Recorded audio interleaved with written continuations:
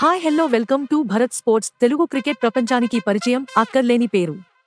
అసాధారణ పోరాట పటిమకు నిలువెత్తు నిదర్శనం.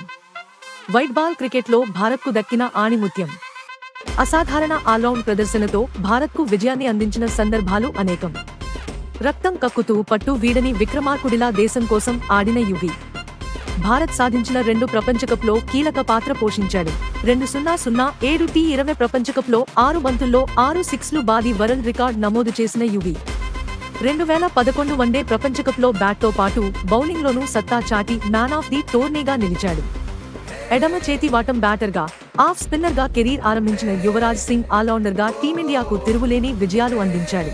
దాదాపు 2 దశాబ్దాల పాటు అసాధారణమైన ఆట తీరుతో భారత క్రికెట్లో తన పేరును సువర్ణాక్షరాలతో లిఖించుకున్నాడు.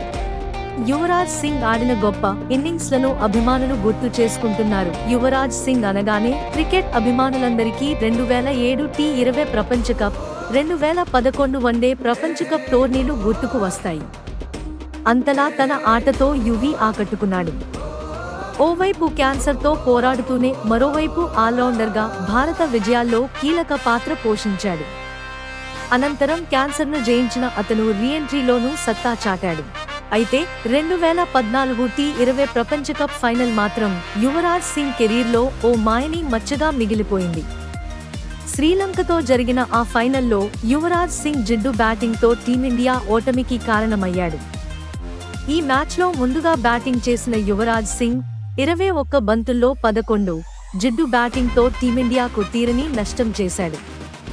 ఓపెనర్గా బరిలోకి దిగిన రోహిత్ శర్మ 29, అజింక్య రహానే 3 విఫలమైన విరాట్ కోహ్లీ 58 బంతుల్లో 5 ఫోర్లు, 4 సిక్స్లతో 77 హాఫ్ సెంచరీతో జట్టును ఆదుకున్నాడు. కానీ అతనికి అండగా రాణించాల్సిన యువరాజ్ సింగ్ పూర్తిగా తడబడ్డాడు. 21 బంతులు ఆడి 1 బౌండరీ కూడా బాదకుండా 11 పరుగులే చేశాడు. 8 ఓవర్ల పాటు క్రీజులో ఉన్న యువి బాల్స్ ఆడుతూ తీవ్రంగా ఇబ్బంది పడ్డాడు. దాంతో ఈ మ్యాచ్లో టీమిండియా 6 వికెట్ల తేడాతో ఓటమి పాలైంది. స్వల్ప లక్ష్యాన్ని శ్రీలంక 17.5 ఓవర్లలోనే ఛేదించి ప్రపంచకప్ను ముద్దాడింది. ఈ మ్యాచ్ అనంతరం యువరాజ్ సింగ్ ఇంటిపై అభిమానులు రాళ్లతో దాడి చేశారు. తన జీవితంలోనే ఇది అత్యంత చెత్త రోజని యువరాజ్ సింగ్ చాలా ఇంటర్వ్యూల్లో చెప్పుకొచ్చాడు.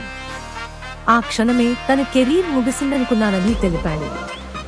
కానీ ఆ ఓటమి నుంచి గుణపాఠం నేర్చుకుని మళ్లీ రీఎంట్రీ ఇచ్చానని తెలిపాడు. ఇలాంటి స్పోర్ట్స్ అప్డేట్స్ కోసం like, share, subscribe to Bharat sports Telugu.